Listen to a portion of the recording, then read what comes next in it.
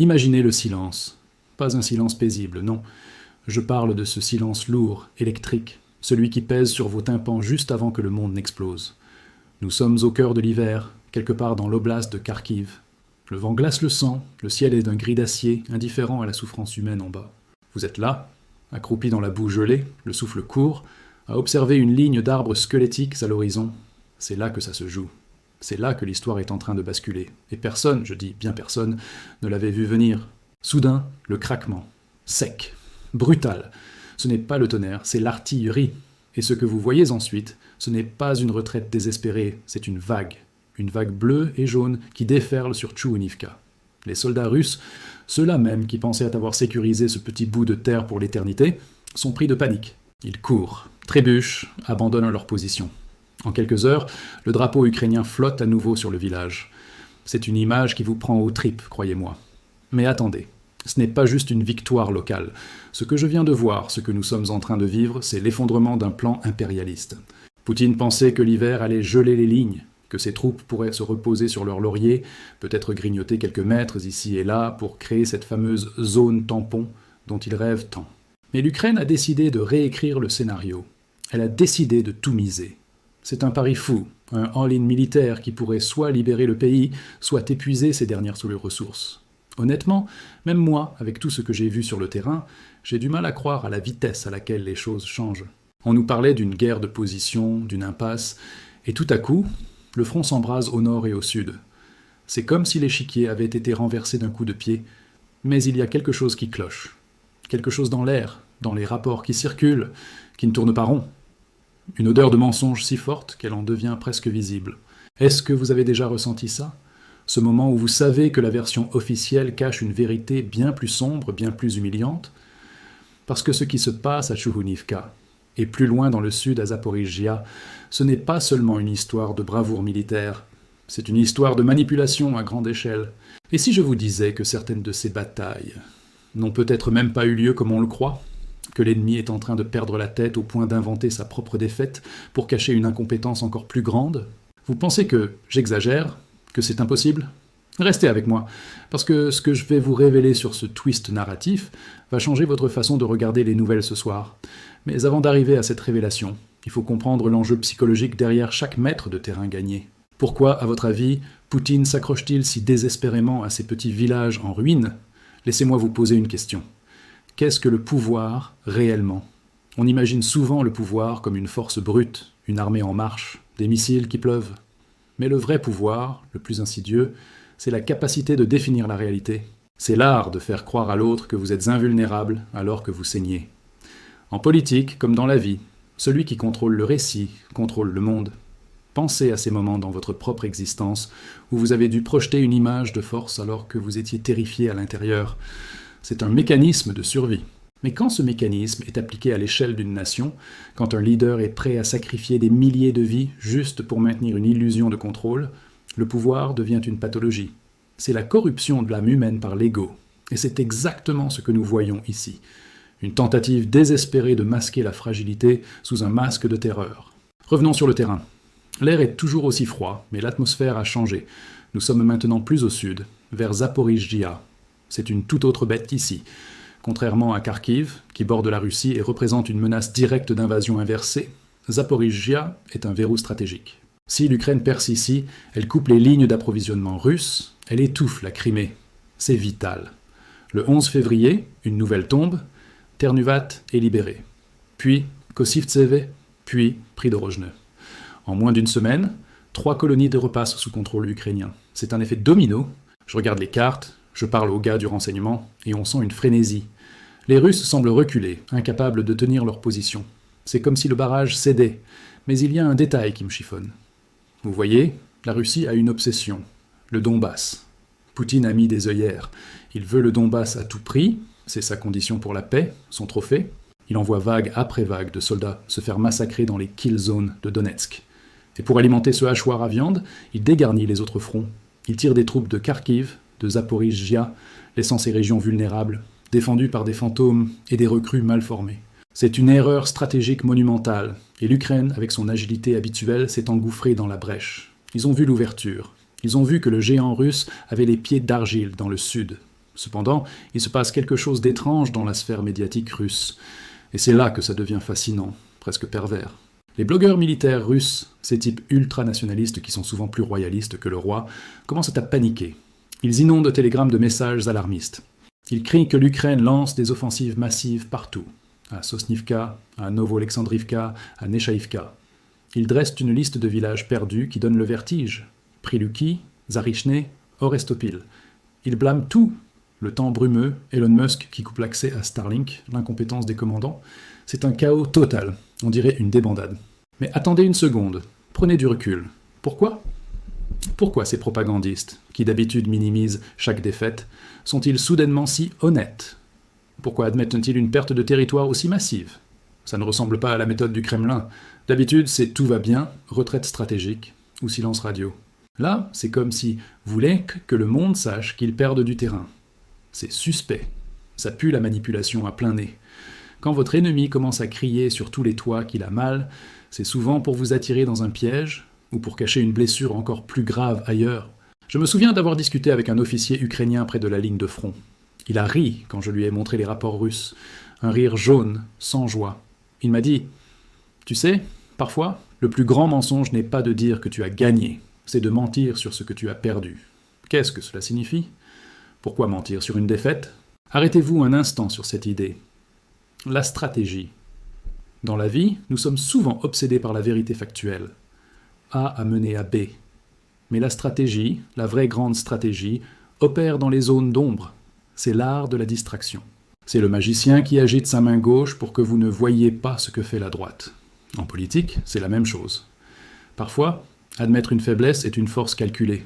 C'est une façon de manipuler les attentes, de contrôler le narratif de la victimisation ou de l'urgence. Pensez à ces moments où quelqu'un joue la comédie de l'incompétence pour éviter une responsabilité plus lourde. C'est un jeu dangereux, car il érode la confiance fondamentale qui lie les hommes. Mais pour un régime acculé, la vérité n'est qu'un outil comme un autre, un outil qu'on peut tordre, briser et remodeler selon les besoins du moment.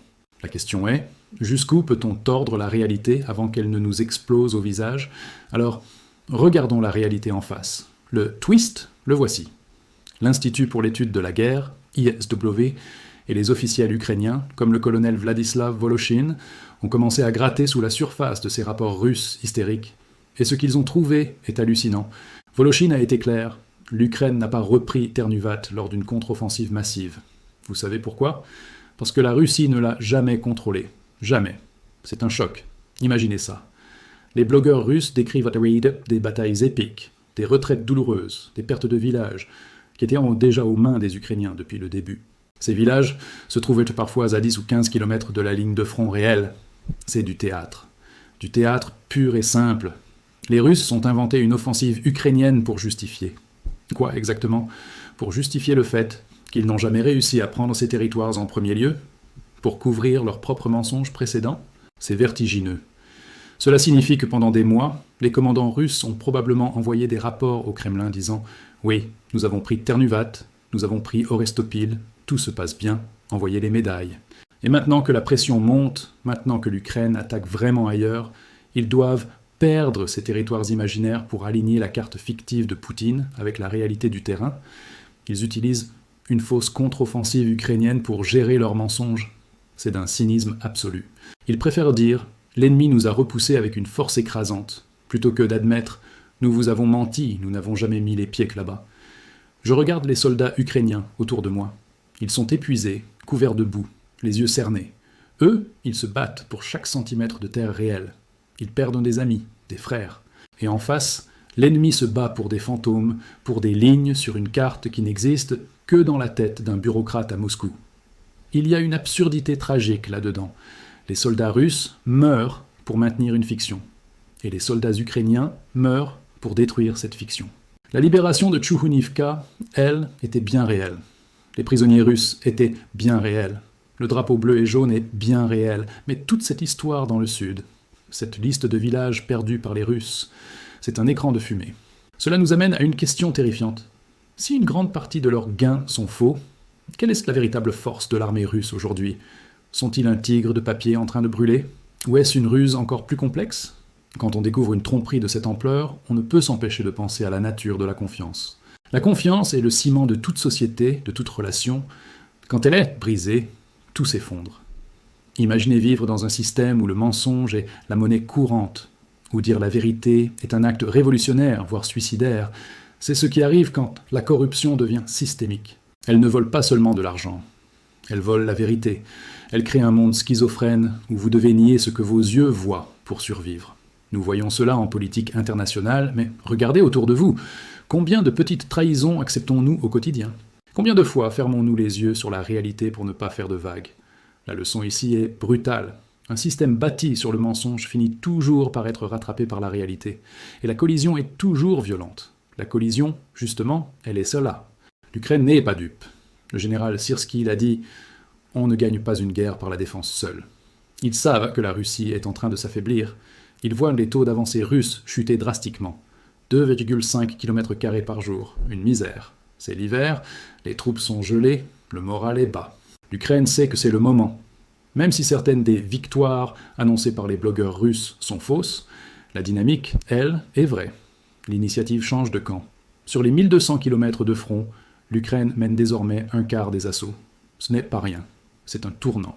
Je me tiens près d'un opérateur de drone à l'extérieur de Kupiansk.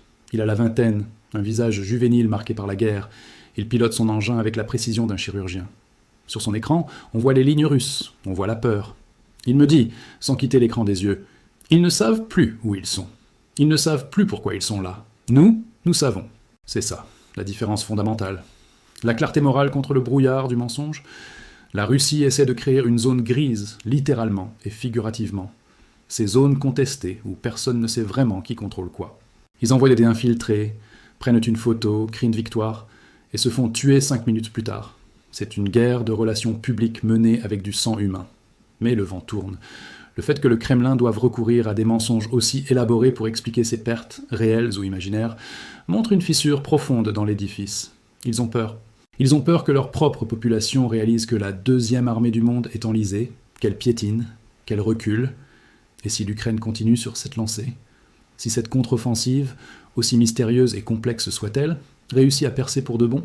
Nous sommes à la croisée des chemins. Tout peut basculer d'un moment à l'autre. Le destin de millions de personnes ne tient qu'à un fil, ou plutôt à la volonté de quelques hommes et femmes dans des tranchées glaciales.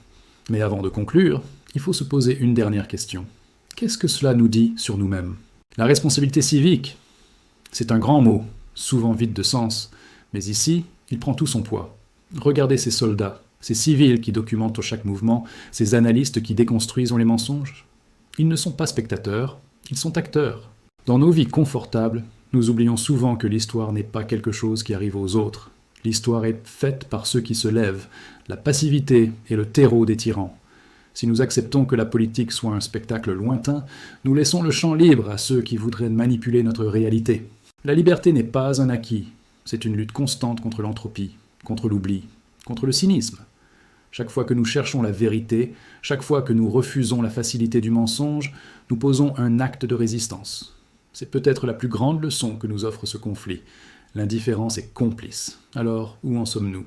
La nuit tombe sur l'Ukraine. Les canons ne se taisent jamais vraiment. Mais quelque chose a changé. Le masque est tombé. Nous savons maintenant que la Russie ne combat pas seulement l'Ukraine, elle combat sa propre réalité. Elle combat les conséquences de ses propres mensonges. L'Ukraine, elle, avance. Avec ses drones, ses soldats épuisés mais déterminés, et cette vérité simple comme une épée, c'est leur terre. Pas une zone tampon, pas un trophée pour un dictateur, mais leur maison. La révélation de ces faux gains russes, de cette contre-offensive fantôme inventée pour couvrir l'incompétence, c'est le début de la fin pour le narratif de Poutine. On ne peut pas bâtir un empire sur du vent. Tôt ou tard, la tempête emporte tout.